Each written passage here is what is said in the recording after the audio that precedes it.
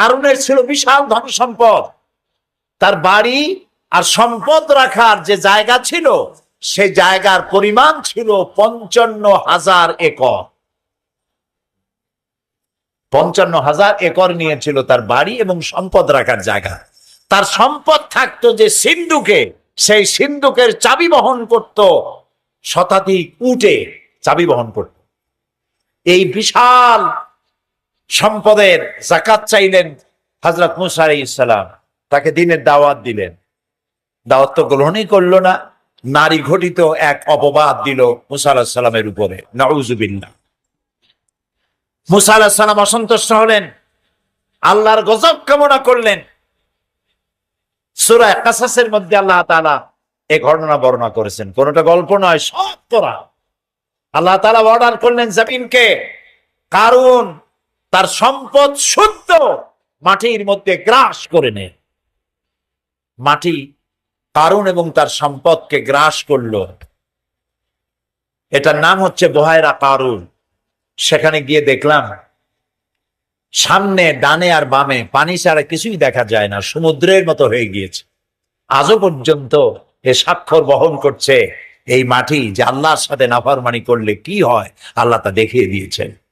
হুজুরকে নূর বলা হয়েছে, হুজুরকে সিরাজাম মুনীরা বলা হয়েছে, একটা উজ্জ্বল প্রদীপ বলা হয়েছে। হুজুর যেমন শানওয়ালা বরকতওয়ালা নবী, তাকে তো প্রদীপের সাথে নয়, তাকে তুলনা করা দরকার ছিল সূর্যের আলোর সাথে, চাঁদের আলোর সাথে। কিন্তু আল্লাহ রাব্বুল আলামিন সূর্য এবং চাঁদের সাথে তুলনা না করে হুজুরকে তুলনা করেছেন প্রদীপের সাথে।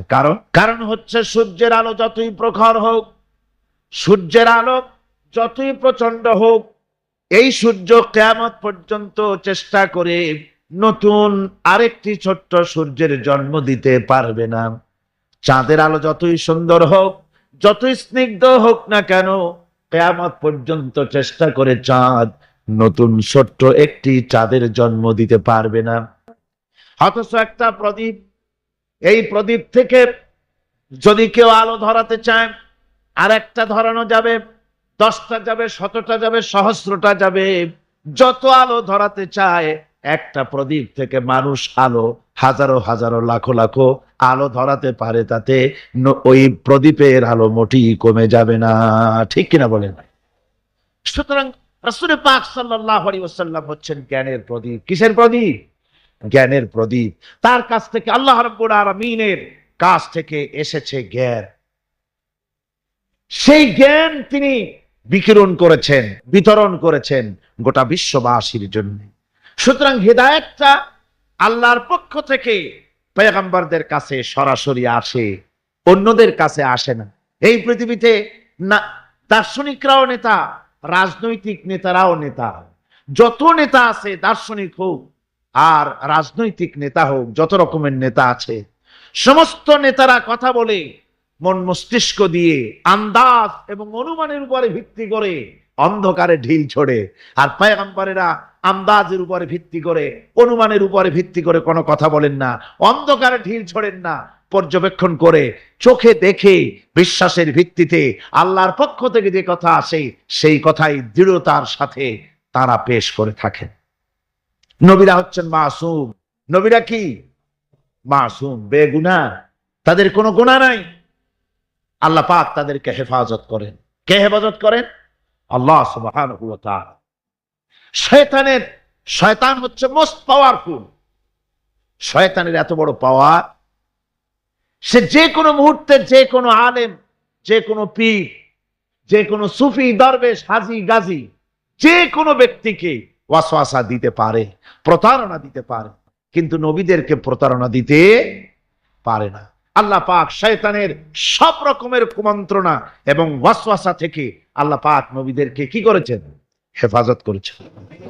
মানুষের জন্য আল্লাহ রাব্বুল আলামিনের সবচেয়ে বড় ইহসান হচ্ছে যে তিনি আমাদের জন্য নবী দিয়েছেন, হেদায়েত আমাদের দিয়েছেন নবীর মাধ্যমে। আর তাও আবার তিনি নবী দিয়েছেন মানুষের মধ্য থেকে। আল্লাহ পাকের এটা ইহসান যে তিনি নবী বানিয়েছেন সব মানুষদের, ফেরেশতাদের নবী বানান নাই। ফেরেশতা নবী হলে আমাদের জন্য সুবিধা হতো না, কি বলেন ঠিক না? তার কারণ হলো ফেরেশতারা পুরুষও না, নারীও না। তারা মানুষের সমস্যা বোঝেন না। তাদের কল নাই, কারখানা নাই, তাদের ক্ষেত খামার নাই, মহিষ গরু নাই, তাদের রাজনীতি নাই, তাদের ইলেকশন নাই, তাদের ভোটাভুটি নাই, তাদের কিছুই নেই। তারা শুধু আল্লাহ পাকের আজ্ঞাবহ বিরাট এক বাহিনী। তো তারা পুরুষও না, নারীও না। সুতরাং স্বামী স্ত্রীর মধ্যে যদি কোনো মনোমালিন্যর সৃষ্টি হয়, তাহলে তার মীমাংসা করা তাদের পক্ষে সম্ভব না। তারা কি করে জানবে যে স্বামী স্ত্রীর মধ্যে গন্ডগোল হয় কেন, আর তা মিটাই কি করে?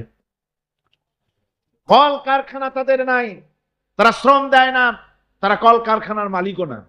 সুতরাং শ্রমিকদের সাথে মালিকের বাধে কেন, আর মেটে কিসে, তাও তাদের বোঝার কথা না। তারা রাজনীতি করে না, তারা ইলেকশন করে না, তারা আল্লাহ পাকের আজ্ঞাবহ বাহিনী।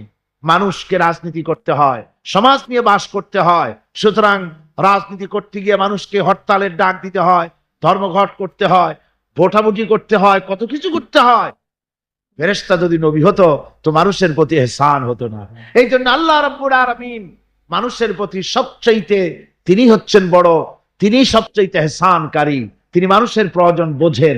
এই জন্য মানুষের জন্য তিনি যে নবী বানালেন, সমস্ত নবীরাই ছিলেন মানুষ।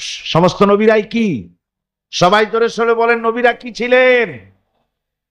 আল্লাহ পাক নবী দিয়েছেন, আবার মানুষ সৃষ্টি করে তার হেদায়েতের রাস্তা দেখিয়ে দিয়েছেন। আল্লাহ এমন কিছু সৃষ্টি করেন নাই যার চলার পথ দেন নাই, চলা শিখান নাই। সৃষ্টি করেছেন অথচ চলা শিখান নাই, এমন কিছুই সৃষ্টি করেন নাই। যেমন আল্লাহ রাব্বুল আলামিন চোখ সৃষ্টি করেছেন দেখার জন্য, চোখ দেখার কাজ করে, কান শোনার কাজ করে। পাখিকে সৃষ্টি করে ওড়ার মতো ট্রেনিং আল্লাহ রাব্বুল আলামিন দিয়ে দিয়েছেন। কে দিল? আল্লাহ রাব্বুল আলামিন। সুতরাং আল্লাহ শুধু সৃষ্টি করেন না, সৃষ্টি করেন, প্রতিপালন করেন, আর হেদায়েতের রাস্তাও তিনি বলে দেন।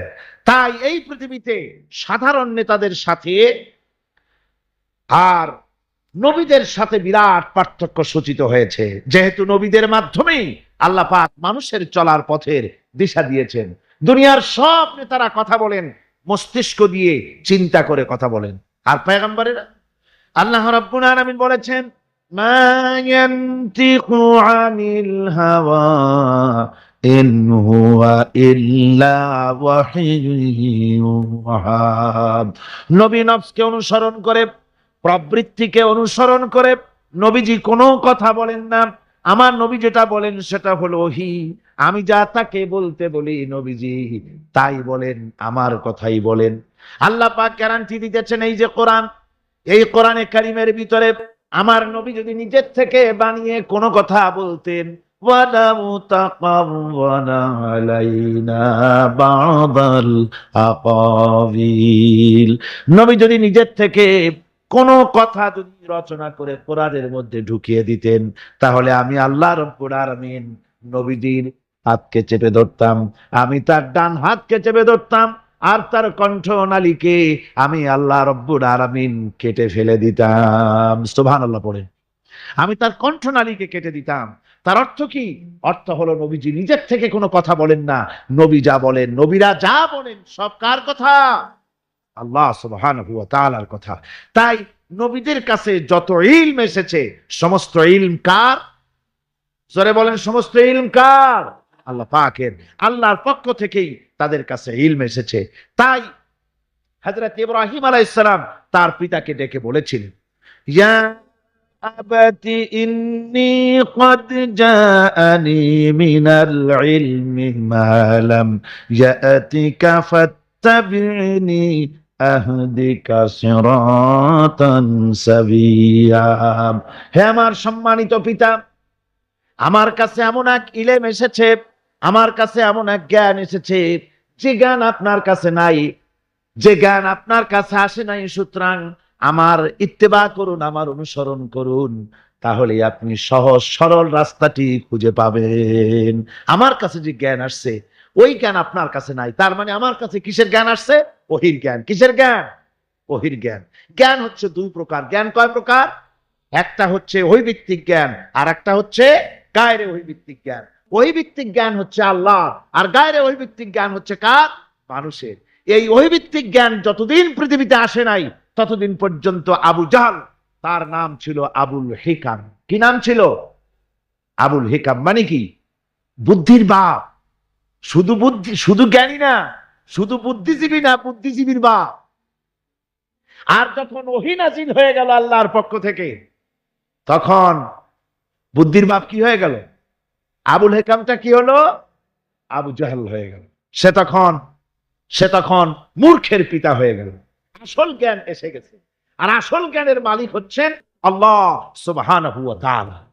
তিনি ইব্রাহিম আলাইহিস সালামের কাছে জ্ঞান তিনি পাঠিয়েছেন, হযরত লূতের কাছে তিনি জ্ঞান পাঠিয়েছেন, মুসা আলাইহিস সালামের কাছে তিনি জ্ঞান পাঠিয়েছেন। সমস্ত নবীদের কাছে আল্লাহর পক্ষ থেকে জ্ঞান এসেছে। আর আল্লাহ রাব্বুল আলামিন কোন জাতকে মাহরুম করেন না, সমস্ত জাতির কাছে ওয়ালে কুল্লি উম্মতির রাসূল, প্রত্যেক জাতির জন্য আল্লাহ পাক রাসূল প্রেরণ করেছেন। সুবহানাল্লাহ পড়ে। আল্লাহ রাব্বুল আলামিন তাই প্রত্যেক জাতির জন্য বলেন আমি নবী পাঠিয়েছি।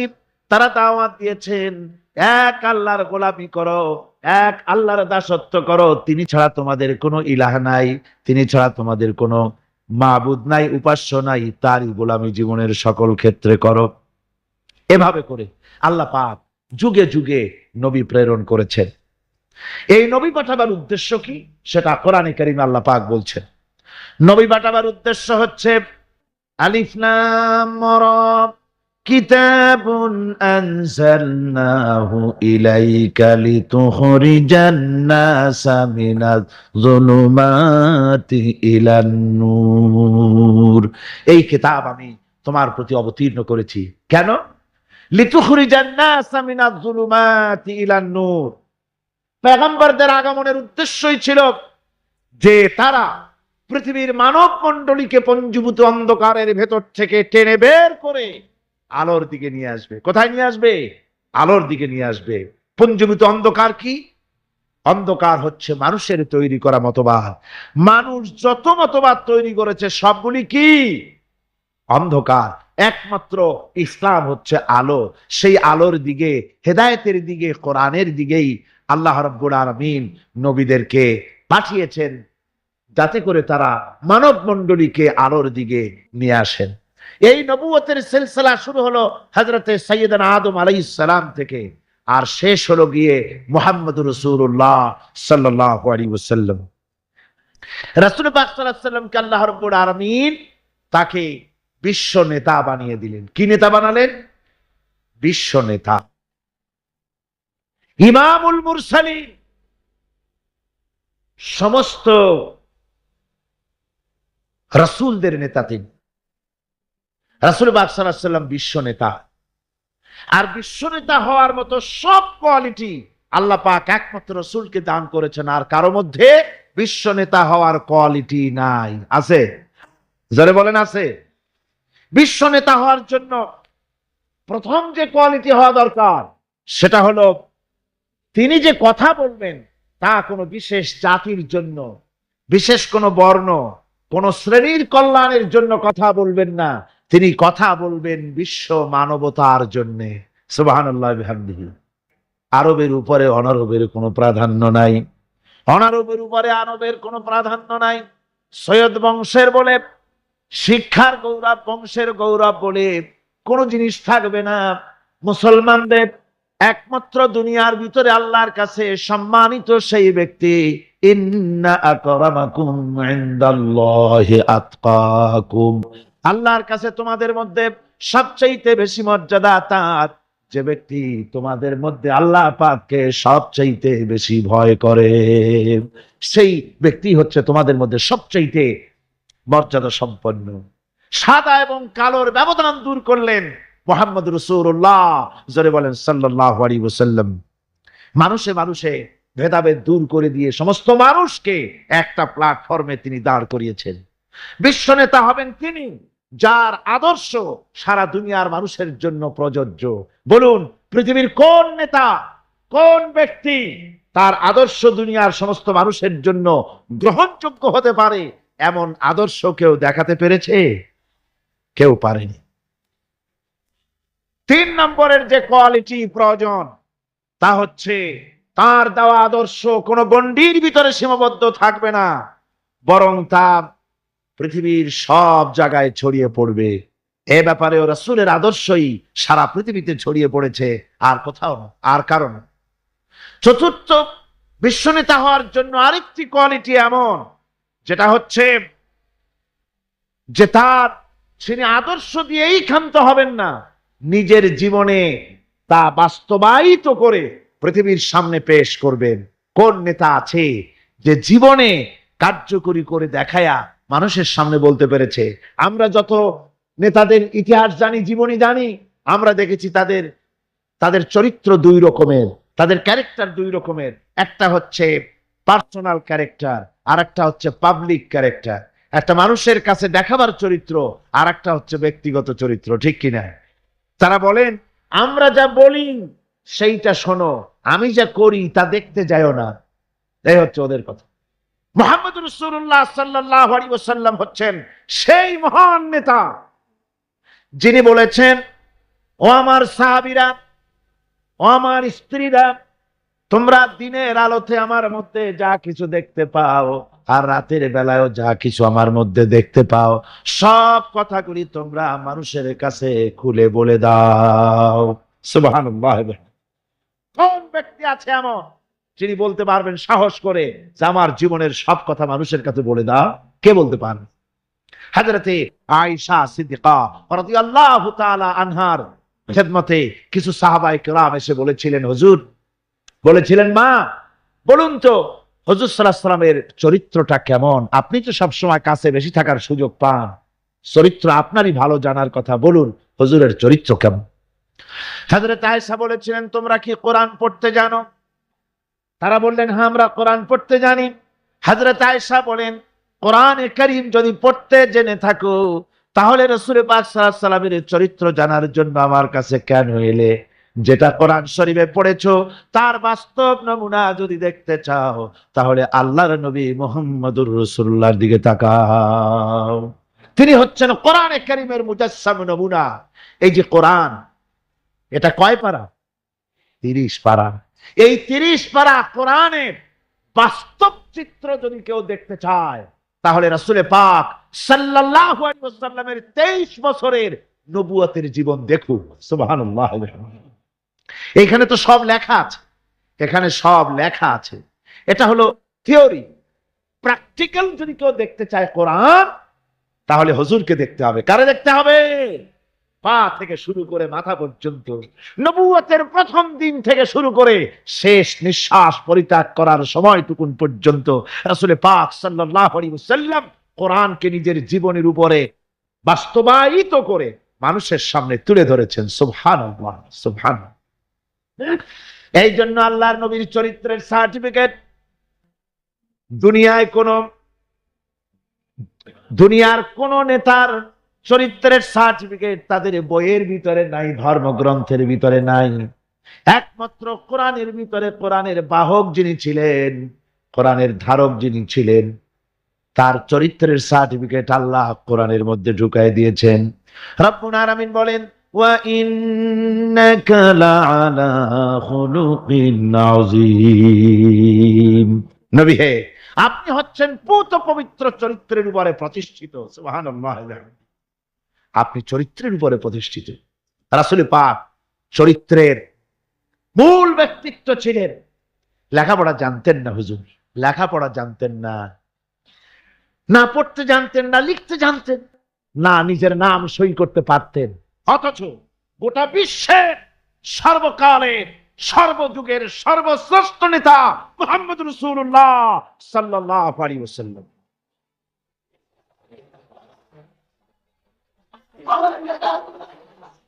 কেমন করে নেতা হলেন? সমস্ত মানুষের জন্য তিনি নেতা হলেন, কোন কলেজে ভার্সিটিতে পড়াশোনা না করে। কিভাবে?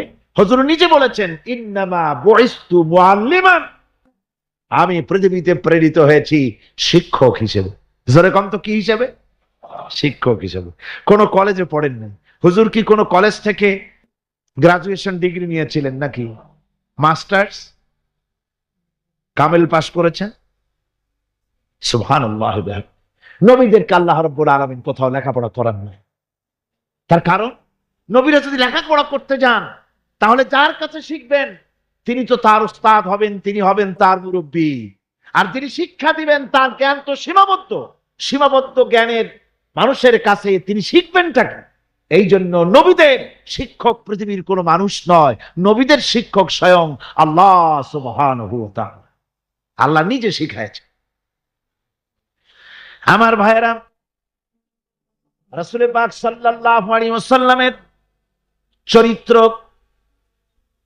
এত বড় চরিত্রবান ব্যক্তিত্ব, আল্লাহর আকাশের নিচে জমিনের উপরে আর কেউ হতে পারে না। আমরা তার চরিত্রের সার্টিফিকেট সর্বপ্রথম আমরা নিলাম। আমরা রাসূলের চরিত্র দেখতে পেলাম। রাসূলের স্ত্রী হযরতে খাদিজাতুল কুবরা রাদিয়াল্লাহু তাআলা আনহা, তিনি রাসূলের চরিত্রের সার্টিফিকেট দিতেছেন। বলেন, পুরুষের চরিত্রের সার্টিফিকেট সবচাইতে অথেন্টিক কারটা? স্ত্রী যে সার্টিফাই করে ওইটা হলো সবচাইতে মূল্যবান। আপনি পারেন বিদেশে গিয়া খুব বেশি জামা কাপড় গায়ে দিয়ে তারপরে বলতে পারেন যে আমি একেবারে কুতুবে জামান। একজন চাকর তার প্রভুর জন্য, তার মনিবের জন্য জানমাল সব দিয়ে দিতে পারে, কিন্তু ঈমান আনতে পারে না মনিবের উপরে। আমরা দেখতে পাই রাসূল পাক সাল্লাল্লাহু আলাইহি ওয়াসাল্লাম নবুয়তের দাওয়াত যখন পেশ করলেন, রাসূলের খাদেম ছিলেন যায়েদ বিন হারিসা। হযরতে যায়েদ এক মুহূর্ত দেরি করেন নাই, সঙ্গে সঙ্গে পড়েছেন লা ইলাহা ইল্লাল্লাহু মুহাম্মাদুর রাসূলুল্লাহ। স্ত্রী, তারপরে খাদেম, তারপরে লোকটির চরিত্র সম্পর্কে ভালো করে সার্টিফাই করতে পারে তার বন্ধু। রাসূলের বন্ধু ছিলেন হযরতে আবু বকর সিদ্দিক রাদিয়াল্লাহু তাআলা আনহু। নবুয়ত পাওয়ার আগে 20 বছরের পুরানা বন্ধুত্ব। কত বছর? 20 বছরের পুরানা বন্ধুত্ব হুজুরের সাথে হযরত আবু বকরের। 20 বছরে একটা লোককে চিনতে কিছু বাকি থাকে? কিছু বাকি থাকে। হযরতে রাসূল পাক যখন বন্ধু আবু বকরের কাছে নবুয়তের দাওয়াত পেশ করলেন, তাওহীদের দাওয়াত পেশ করলেন, বন্ধু হযরত আবু বকর এক সেকেন্ডও দেরি করেন নাই, বলেছেন আপনি নবী হওয়ার যোগ্য। যে চরিত্র আপনার ভিতরে দেখেছি সাধারণ মানুষের এই চরিত্র হতে পারে না। আমি আর মোটেও দেরি করলাম না, আমি পড়ে নিলাম আশহাদু আল্লাহ ইলাহা ইল্লাল্লাহু ওয়াহদাহু লা শারীকা লাহু ওয়া আশহাদু আন্না মুহাম্মাদান আবদুহু ওয়া রাসূলুহু। আমার ভাইরা, রাসূল পাক সাল্লাল্লাহু আলাইহি সাল্লাম চরিত্রের দিক থেকে শ্রেষ্ঠ চরিত্রবান ব্যক্তিত্ব। আপনি বলেন, এই পৃথিবীতে কোন নেতা আছে জীবনে মিথ্যে কথা বলে নাই? মোহাম্মদ, এটা কি সোজা কথা মনে করেন? সহজ কথা? সারা জীবনে একটা মিথ্যা কথা বলেন নাই, সমগ্র জীবনে একটি মিথ্যা কথা বলেন নাই, কাউকে গালি দেন নাই, কাউকে ঠকান নাই, কারো সাথে প্রতারণা করেননি। সুবহানাল্লাহ পড়েন, দিল খুলে মুহাব্বতের সাথে জোরে সরে বলেন সুবহানাল্লাহ। কত বড় আযীম ব্যক্তিত্ব!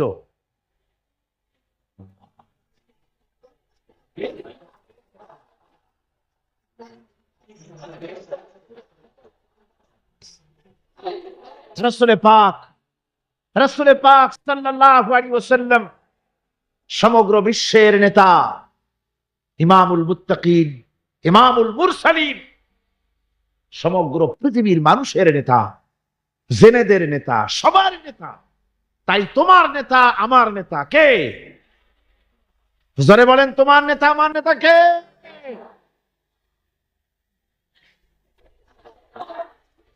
আমার ভাইয়েরা, এতক্ষণ বলেছি তিনি বিশ্ব নেতা। এবার শুনুন, রাসূল একদিকে বিশ্ব নেতা, আর একদিকে বিশ্ব নবী। আর একদিকে কি নবী?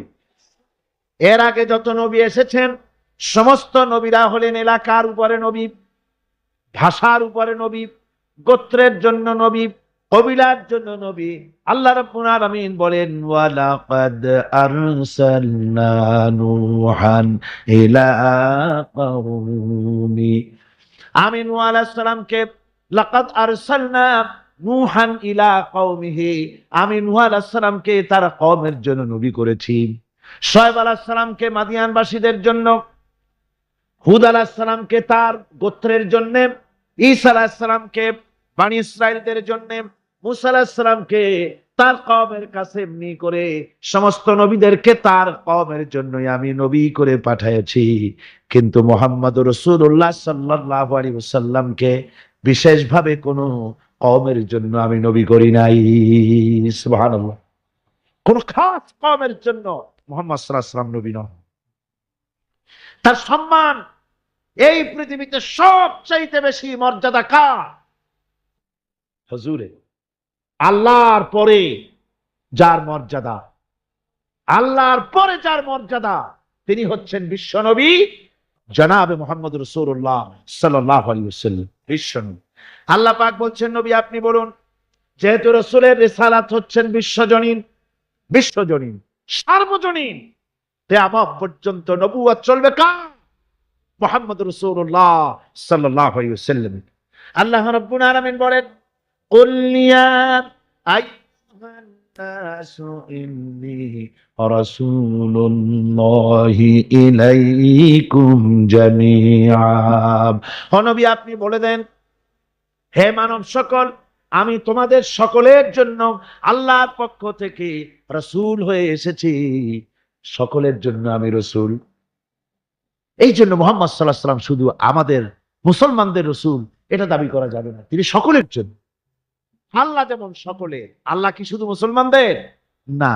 সূরা ফাতিহায় কি পড়ি? আলহামদুলিল্লাহি রাব্বিল মুসলিমিন পড়ি, রাব্বিল আউলিয়া ওয়াল মুত্তাকিন পড়ি, রাব্বিল কি বলে রব্বুল মুত্তাকিন পড়ি না, আমরা পড়ি আলহামদুলিল্লাহি রাব্বিল আলামিন।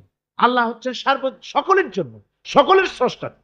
আল্লাহ যেমন সকলের, আল্লাহ পাক বলেন আমি যেমন সকলের, আমার নবী বিশ্ব নবীকে বানায় দিলাম ওয়া মা আরসালনাকা ইল্লা রাহমাতাল লিল আলামিন। আমি রব্বুল আলামিন আর আমার হাবিব হচ্ছেন রাহমাতুল লিল আলামিন। আমি সকলের স্রষ্টা আর আমার রাসূল সকলের জন্য রহমত। জোরে বলেন সুবহানাল্লাহ। আমি আপনাকে তামাম পৃথিবীর মানুষের জন্য সুসংবাদদাতা হিসেবে আর সতর্ককারী হিসেবে আপনাকে প্রেরণ করেছি, সকলের জন্য আপনি। আল্লাহ রাব্বুল আলামিন তার হাবিব সম্পর্কে বলেন তাবারাকাল্লাযী নাযালাল ফুরকানা আলা আবদিহি লিয়াকুনা লিল আলামিনা নাযীরা। অতীব বরকতশালী সে আল্লাহ রাব্বুল আলামিন, যিনি তার বান্দার উপরে ফুরকান অবতীর্ণ করেছেন যাতে করে তিনি তার কওমের কাছে দাওয়াত পৌঁছান। এ কথা বলা হয় নাই লিয়াকুনা লিল আলামিনা নাযীরা, বিশ্ববাসীর কাছে যেন তিনি দাওয়াত পৌঁছাতে পারেন, আল্লাহর সম্পর্কে, জাহান্নাম সম্পর্কে ভীতি প্রদর্শন করাতে পারেন, জান্নাতের সুসংবাদ দিতে পারেন, হেদায়েতের দাওয়াত পৌঁছে দিতে পারেন। এই জন্য আমি রাসূলকে পাঠিয়েছি তামাম বিশ্বের সমস্ত মানুষের জন্য। সুবহানাল্লাহি ওয়া বিহামদিহি, তিনি সকলের জন্য। তার সম্মান আর মর্যাদা আল্লাহ রাব্বুল আলামিন এমন ভাবে পেশ করলেন, তার মর্যাদা এত বেশি, নবীর মর্যাদা এত বেশি, মুহাম্মদ সাল্লাল্লাহু আলাইহি ওয়াসাল্লাম যদি উম্মতের কোনো ব্যাপারে যদি বলেন হ্যাঁ, অমনি উম্মতের জন্য তা হালাল হয়ে যায়। সুবহানাল্লাহ বলেন। কে আছে এমন যে তার মুখের কথাই কোন পরামর্শের ধার ধারে না? মুখের কথাটা কি? আইন। রাসূল যদি বলেন হ্যাঁ, উম্মতের জন্য কি হয়? হালাল। রাসূল বলছেন না, উম্মতের জন্য কি হয়ে গেল? হারাম হয়ে গেল। সুবহানাল্লাহ ওয়া বিহামদিহি। এটা হচ্ছে আল্লাহ তার রাসূলকে লেজিসলেটিভ পাওয়ার, আইন তৈরি করার অধিকার আল্লাহ তার হাবিবকে দিয়েছেন। রাসূল ছিলেন শারে, শরীয়ত প্রণেতা। হালাল হারামের সীমারেখা কোরআনে যা আছে এটুকুনি শেষ নয়। হালাল হারামের সীমারেখা রাসূলে পাককে প্রদান করার জন্য, নির্ধারণ করার জন্য আল্লাহ পাক তাকে পারমিশন দিয়েছেন, পাওয়ার। ওয়ামা আতাকুমুর রাসূলু ফাখুযুহু ওয়ামা নাহাকুম আনহু ফান্তাহু। এই আয়াত দিয়ে প্রমাণিত হয় রাসূল তোমাদের জন্য যা দেন তা গ্রহণ করো, যা নিষেধ করেন তার থেকে বিরত থাকো, ফিরে থাকো। রাসূল পাক সাল্লাল্লাহু আলাইহি ওয়াসাল্লামের ইজ্জত সম্মান এভাবে আল্লাহ দান করলেন। হ্যাঁ বললে হালাল হয়ে যায়, না বললে হারাম হয়ে যায়।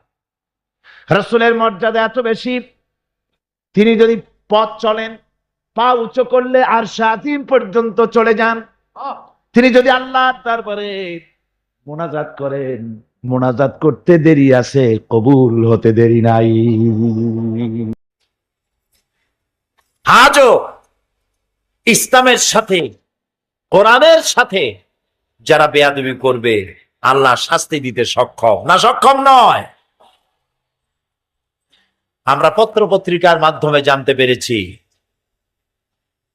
কিউবার গুয়ান্তানামোয় আমেরিকান সৈন্যরা কোরআন শরীফকে টয়লেটের মধ্যে নিক্ষেপ করেছে। নাউযুবিল্লাহ, নাউযুবিল্লাহ। কোরআন নাজিলের পর থেকে নিয়ে এই পর্যন্ত পৃথিবীর ইতিহাসে কোরআনের এত বড় অবমাননা পৃথিবীতে কেউ করে।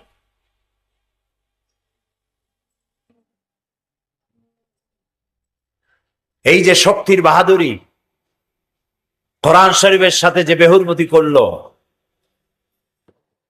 আল্লাহ আছেন না? ফেরাউনকে যেভাবে আল্লাহ তাআলা করেছেন, বুশকে এরকম পারবেন না? পারবেন না? পারবেন না? অবশ্যই পারবেন। কোরআন অবমাননা করার অর্থ গোটা দুনিয়ার মুসলমানদেরকে অবমাননা করা। কোরআন অবমাননার অর্থ সারা পৃথিবীর মানবতাকে অপমান করা। কোরআন অবমাননার অর্থ স্বয়ং আল্লাহ রাব্বুল আলামিনকে অমর্যাদা করা। গায়ের শক্তিতে আমেরিকা এখন অস্থির। অনেক সৈন্য আছে, অস্ত্র আছে। দুনিয়া থেকে সন্ত্রাস নির্মূল করতে চায় আমেরিকা। আমেরিকার দৃষ্টিতে মুসলমান ছাড়া সন্ত্রাসী নাই। ওরা সন্ত্রাসী রাষ্ট্রের একটা তালিকা করেছে। সে তালিকার মধ্যে সুদান আছে, ইরাক আছে, ইরান আছে, চেচনিয়া আছে, বসনিয়া আছে, কাশ্মীর আছে, মালয়েশিয়া আছে, ইন্দোনেশিয়া আছে। নেই শুধু সেই রাষ্ট্রটির নাম যেই রাষ্ট্রের জন্মই হয়েছে সন্ত্রাসের মধ্য দিয়ে, সেই ইসরায়েলের নাম নাই। প্রত্যেক দিন অভিশপ্ত ইহুদিরা প্যালেস্টাইনের মুসলমানদেরকে প্রতিদিন মারতেছে। তারা সন্ত্রাসী না। হিন্দুস্তানে কথায় কথায়, সুতায় নাতায় সাম্প্রদায়িক দাঙ্গা বাঁধিয়ে মুসলমান মারতেছে। সেসব উগ্রপন্থী হিন্দুরা সন্ত্রাসী না। সন্ত্রাসী কারা? সন্ত্রাসী প্যালেস্টাইনি মুসলমানেরা, যারা তাদের মাতৃভূমি, পিতৃভূমি উদ্ধারের চেষ্টা করে, ওরা সন্ত্রাসী। চেচনিয়ার মুসলমানেরা স্বাধিকার আন্দোলন করছে, ওরা সন্ত্রাসী। সুতরাং আজ শুধু ক্ষমা চাইলে হবে না, কোরআন শরীফের অবমাননা করে ভুল স্বীকার করলে হবে না। কোরআন শরীফের অবমাননা করেছে যে আমেরিকান সৈন্যরা, গোটা পৃথিবী গর্জে উঠেছে আজ। আগামী 27শে মে সারা পৃথিবী ব্যাপী বিক্ষোভ হবে আমেরিকার বিরুদ্ধে। যারাই অপমান করেছে কোরআনের, এই কোরআনের অপমান যারা করেছে, তাদের দৃষ্টান্তমূলক শাস্তি না দিলে আল্লাহর গজব থেকে আমেরিকা রক্ষা পাবে না। আগামী 27শে মে জামাত ইসলামী বাংলাদেশের পক্ষ থেকে বাংলাদেশে আহ্বান করা হয়েছে বিক্ষোভ দিবস উদযাপনের। আগামী 27শে মে বাইতুল মুকাররমের উত্তর গেটে ইমানের দাবিদার সব মুসলমান সেখানে বন্ধু বান্ধব নিয়ে সব হাজির হয়ে যাবেন। সেখানে আপনারা উপস্থিত হবেন। শিবির করবে 26 তারিখ আর জামাত ইসলামী করবে 27 তারিখ। এ বিক্ষোভে অংশগ্রহণ করা মুসলমানদের ইমানই দায়িত্ব। কোরআন শরীফ আমাদের ইমান, কোরআন আমাদের কলিজা, কোরআন আমাদের রক্ত, কোরআন আমাদের বেঁচে থাকার আমাদের দলিল, সম্মানের দলিল। কোরআন শরীফের উপর আঘাত মুসলমানরা বরদাস্ত করতে পারে না। প্রিয় ভাই সব, আমেরিকা চায় যে পৃথিবীর মুসলমানেরা খেপে উঠুক আর একটা যুদ্ধ বাঁধাক, পৃথিবীতে একটা তৃতীয় বিশ্বযুদ্ধ লেগে যাক আর ওর অস্ত্রের একটা রমরমা ব্যবসা শুরু হয়ে যাক। আমরা যুদ্ধে যাব না, আমরা আল্লাহর কাছে বুশের শাস্তি দাবি করব। আল্লাহর গজবের হাতে বুশকে সোপর্দ করছি। আল্লাহ তাআলা তাকে শাসন করার জন্য আল্লাহ যথেষ্ট, ঠিক কিনা? আমাদের বাড়ির কাছে ইন্ডিয়া, ভারতে বাবরি মসজিদ ভাঙলো। এই বাবরি মসজিদ ভাঙার পরে বাংলাদেশে কোনো মন্দির ভাঙ্গা হয়েছে? পৃথিবীতে মুসলমানরা একমাত্র সহনশীল জাতি, যারা পরধর্মের উপরে অত্যন্ত সহনশীল। এরকম জাতি পৃথিবীতে আর নেই। প্রিয় ভাই সব, সুতরাং নবী করিম সাল্লাল্লাহু আলাইহি ওয়াসাল্লাম পৃথিবীতে এসেছিলেন মানবতার কল্যাণের জন্য, শান্তি দেওয়ার জন্য। তোমরা আমাদের ভদ্রতা শিখাও। আমেরিকা মুসলমানদের নাম রাখছে মৌলবাদ, ফান্ডামেন্টালিজম, টেররিস্ট। আমরা বলি সন্ত্রাসী। সন্ত্রাসের যে দাদা, সে আমাদের কয় সন্ত্রাসী। মুসলমান কয়েদিদেরকে উলঙ্গ করে তাদের মুখের উপরে তোমরা পেশাব করেছো। মুসলমান কয়েদিদের গলায় কুত্তার বেল পড়াইয়া তোমরা রাস্তায় রাস্তায় টেনেছো। 70-80 বছরের বৃদ্ধা মেয়ে লোক, তাকে গাধা বানাইয়া তার পিঠের উপরে সওয়ার হইয়া রাস্তায় রাস্তায় ঘুরাইছো। মুসলমানরা করেছে পৃথিবীতে কোথাও? আছে কোন নজির? মুসলমানদের কাছে বন্দী হয়ে যখন লোকেরা এসেছে, রাসূলুল্লাহ বলেছেন এই বন্দীদের একটা বন্দী, শিক্ষিত বন্দী, যদি মূর্খ 10টা বন্দীকে অক্ষর জ্ঞান শিক্ষা দিতে পারে, ওর বিনিময়ে তাকে মুক্তি করে দেওয়া হবে, তাকে মুক্ত করা হবে। বন্দীদের উপরে কোনো নির্যাতন ইসলাম করে নাই, মানুষের উপরে শুধু দয়াই করেছে। সুতরাং আমাদেরকে শিখাইতে আইসো না, প্রয়োজন হলে ইসলামের কাছে তোমরা শেখো। তোমাদের শেখার জন্য ইসলামের কাছে বহু কিছু আছে, তোমাদের কাছে শেখার আমাদের কিছুই নাই। তোমাদের কাছে শিখলে সারা পৃথিবী এইডসে ভরে যাবে। পুরুষে পুরুষে বিবাহ তোমরা চালু করছো পৃথিবীতে প্রথম, এটা দুনিয়ায় কোথাও নাই। পুরুষে পুরুষে বিবাহ, মেয়ে লোকে বিবাহ, যার কারণে এইডস আসছে। শান্তি তো তোমরা দিতে পারো নাই। আমেরিকা তো বহুত সফর করেছি আমি, কি আর শান্তি দেবে? অশান্তির চোটে মাথার চুল চতুর্দিক দিয়া কামায়া মাথার উপরে তালপট্টির দ্বীপ বানায় রাখছে। 2 দিক দিয়া চুল কামাইয়া মাথার উপরে তালপাতার মতো চুল খাড়া করিয়া তাতে নানান পদের রং দিয়ে রাখছে। আবার কেউ বা পিছনে চুল ছোট ছোট করে কেটে সেখানে টেলিফোন নম্বর, হাউস নম্বর, রোড নাম্বার লিখে রাখছে। শয়তানে যদি এই দৃশ্য দেখে, শয়তান খালি কান বেছে, আমি শয়তান হয়েছিলাম কি হবে? এগুলো তো ডেঞ্জারাস শয়তান। সুতরাং আমাদেরকে কিছু শিখাইতে এসো না। আলহামদুলিল্লাহ আমরা অনেক ভালো আছি, আমরা অনেক ভালো আছি। সেই জন্য ইসলামকে আজ বিকৃত করে দেখানো হচ্ছে। দেখেন আমাদের দেশের অবস্থা, দেখেন আমাদের দেশে যারা এক শ্রেণীর বুদ্ধিজীবী, এক শ্রেণীর কলামিস্ট তারা আছে, আপনারা দেখবেন খালি বলে মৌলবাদ মৌলবাদ মৌলবাদ। শেষ হয়ে গেল, দেশ শেষ। উগ্র মৌলবাদের উত্থান, দেশ শেষ। কি মৌলবাদ? মসজিদে লোক ধরে না, যুবকরা দাড়ি রাখে, মেয়ে লোকেরা বোরখা পরে। হায় হায়, দেশ স্বাধীন করছিলাম এই জন্য। দুঃখের চোটে কি করবে দিশা করতে পারে না। আরে মুসলমানের গায়ে, মুসলমানের রক্ত যদি শরীরে থাকতো এই সব বুদ্ধিজীবী এবং কলামিস্টদের, তাহলে দেখে তো আনন্দে বুক ভরে যেত।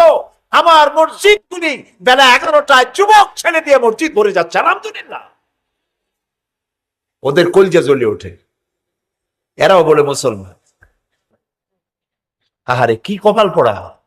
দেখবেন খালি কয় মৌলবাদ মৌলবাদ, টুই মাথা দেবেন সবাই মিলে মৌলবাদ, দাড়ি রাখবেন মৌলবাদ, বউ পর্দা করবে মৌলবাদ, মাহফিল লোক হয় বেশি মৌলবাদ, মসজিদ গড়িয়ে যায় মৌলবাদ। তো তোমরা চাও কি? কেউ কেউ বলে যে এজন্য তো স্বাধীনতা অর্জন করি নাই, যা হইতেছে দেশে আর থাকতে ইচ্ছা করে না। আমরা বলি যাও না কেন?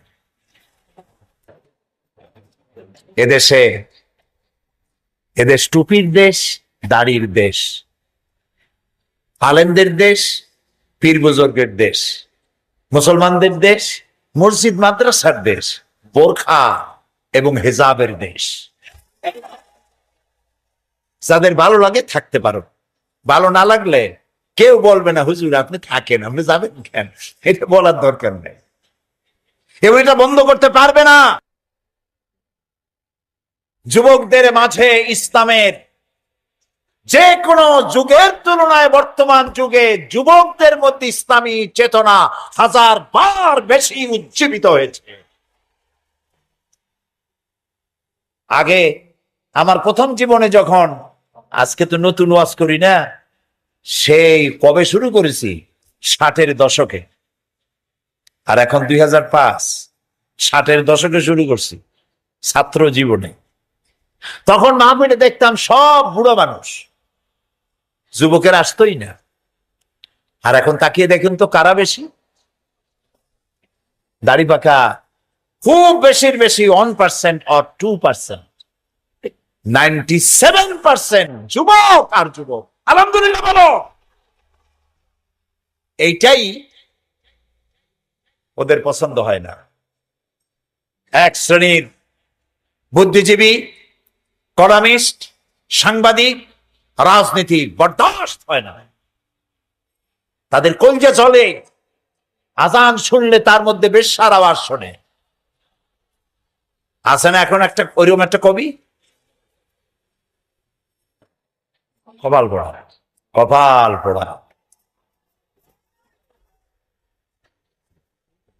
প্রিয় ভাই সব, ইসলাম থেকে দূরে সরাবার হাজারো প্রচেষ্টা চলছে। রেডিওর মাধ্যমে, টেলিভিশনের মাধ্যমে, সিনেমার মাধ্যমে, নাটকের মাধ্যমে, পত্র পত্রিকার মাধ্যমে অনবরত খালি মৌলবাদ মৌলবাদের জ্বালায় ভাসতে রয়েছে। প্রিয় ভাই সব, ইসলাম এসেছে পৃথিবীতে শান্তি দেওয়ার জন্য। আর সেই শান্তি নামাজ, রোজা, হজ, যাকাতি শুধু নয়, জীবনের সব ক্ষেত্রে শান্তি আসবে ইসলাম কায়েম করলে। সেটি হবে ইসলামী সমাজ ব্যবস্থার মধ্য দিয়ে। নবী করিম সাল্লাল্লাহু আলাইহি ওয়াসাল্লাম প্রেসিডেন্ট ছিলেন। কি ছিলেন? জোরে বলেন। প্রেসিডেন্ট ছিলেন, রাষ্ট্রপতি ছিলেন। আল্লাহর নবী মদিনা মুনাওয়ারায় হিজরত করার পর একটি রাষ্ট্র তৈরি করলেন, ইসলামী রাষ্ট্র, যার সংবিধান হলো কোরআন শরীফ। কোরআনের আইন চালু হয়ে গেল, চুরি বন্ধ হলো, ডাকাতি বন্ধ হয়ে গেল, জিনা ব্যভিচার বন্ধ হয়ে গেল, মানুষ দরজা খুলে ঘুমাবার সুযোগ পেয়ে গেল। বুড়োরা বৃদ্ধ ভাতা পেতে লাগলো, বেকার যুবকেরা বেকার ভাতা পেল। রাসূলুল্লাহ বললেন, মান তারাকা দায়নান নাউদিয়ান ফালাইয়া, আমার রাষ্ট্রের ভেতরে যদি কেউ ঋণগ্রস্ত অবস্থায় মারা যায় আর ঋণ পরিশোধের কোনো সম্পদ যদি রেখে না যে থাকে, তাহলে তার ঋণ পরিশোধের দায়িত্ব আর তার এতিম বাচ্চাদের দায়িত্ব আমি মুহাম্মদ সাল্লাল্লাহু আলাইহি ওয়াসাল্লাম রাষ্ট্রপ্রধান হিসাবে আমার কাঁধে উঠায় নিলাম। ইসলাম একটি জনক রাষ্ট্র প্রতিষ্ঠা করতে চায়, নবী রাসূলগণ তাই করেছেন। কিন্তু সেখানেও আমার দেশে বাধা।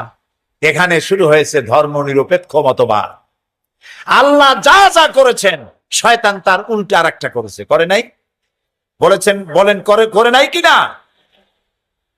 আমরা এক অদেখা আল্লাহকে বিশ্বাস করি, শয়তান আল্লাহর পরিবর্তে মূর্তি বানায়া তার ইবাদতে এক শ্রেণীর লোকদেরকে নিয়ে গেছে, যায় নাই? আল্লাহ যাকাত ভিত্তিক অর্থনীতি চালু করে দিয়ে সুষম বন্টন নীতির ব্যবস্থা করেছেন। শয়তান সুদ ভিত্তিক অর্থনীতি করে গরিবদেরকে শোষণ আর ধনীদেরকে আরো বেশি পয়সা পাওয়ার সুযোগ করে দিয়েছে। আল্লাহ তাআলা খেলাফত সৃষ্টি করেছেন, শয়তান রাজতন্ত্র তৈরি করেছে। আল্লাহ তাআলা দ্বীন ইসলাম দিয়েছেন, শয়তান সেখানে ধর্মনিরপেক্ষ মতবাদ চালু করেছে। ইসলামের উল্টাটাই হলো ধর্মনিরপেক্ষ মতবাদ। এই ধর্মনিরপেক্ষ মতবাদ মুসলমানদের জন্য গ্রহণ করা জায়েজ নাই। কেন নাই? ধর্মনিরপেক্ষ মতবাদটা কি? ধর্মনিরপেক্ষ মতবাদটা হচ্ছে নামাজ রোজা হজ যাকাত করব আমার ইচ্ছে মতো, আল্লাহর কথা মতো। শুনতেছেন কথা? নামাজ রোজা হজ যাকাত করব আমার আল্লাহর কথা মতো, কিন্তু আমার অর্থনীতি, আমার সমাজনীতি, আমার শিক্ষা, আমার দীক্ষা, আমার বিয়ে শাদী, আমার ওঠা বসা, আমার চলাফেরা, আমার নির্বাচন, আমার ইলেকশন, আমার ভোট, এ সব কিছু চলবে আমাদের নিজেদের মন গড়া নেতাদের কথা মতো, আমরা যা বানাই সেই অনুপাতে। এটার নাম কি? ধর্মনিরপেক্ষ মতবাদ। ধর্মের ব্যাপারে রাজনীতি নিরপেক্ষ থাকবে। কথা কি বুঝে আসতেছে? তাহলে এটা আমরা কোত্থেকে গ্রহণ করলাম? রাজনীতি থেকে ধর্ম আলাদা করতে হবে, এই দলিল আমি পেলাম কই? রাসূলুল্লাহ রাজনীতি করেন নাই, জবাব দিতে হবে করেন নাই। নবীদের মধ্যে তিনি একাই রাজনীতি করেছেন, আর কোন নবীরা করেন নাই। ইউসুফ আলাইহিস সালাম কি ছিলেন? ইউসুফ আলাইহিস সালাম প্রথমে অর্থ এবং খাদ্য মন্ত্রণালয়ের দায়িত্বশীল মন্ত্রী ছিলেন, মিশর গভর্নমেন্টের মন্ত্রী ছিলেন। একদিকে নবী আর একদিকে মন্ত্রী। কোথায় আছে কথা? কোরআন শরীফে আছে। সূরা ইউসুফ পড়ে দেখেন। তাম পৃথিবীর সমস্ত মুমিনের ঈমান যদি এক পাল্লায় রাখা হয়, আর একা আবু বকরের ঈমানটা যদি এক পাল্লায় রাখা হয়, তাহলে দেখা যাবে তাম দুনিয়ার সব মুমিনের ঈমানের তুলনায় একা আবু বকরের ঈমানের পাল্লাটা ভারী হয়ে যাবে।